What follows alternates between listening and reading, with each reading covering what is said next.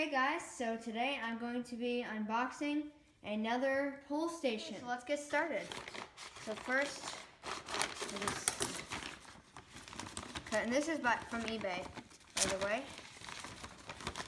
Okay, so I just uncut this, and here's the box. This is on the inside. Here we go. Oh, more tape to cut.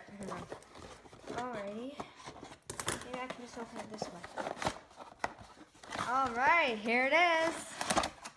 Woohoo! Look at that. It's the Gamewell centry. Never had this before. Cool. Okay, so this is going to be my first pull of the Gamewell centry. Wow. Oh, looks like it's already open. Alright.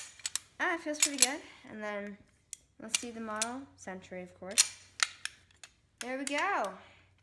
Okay, there's my terminals. So there we go. That's me unboxing the Gamewell centry, everybody. Thanks for watching.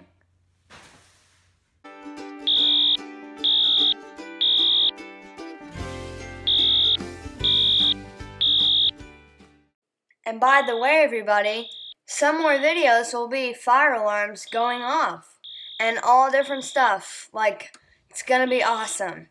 Enjoy.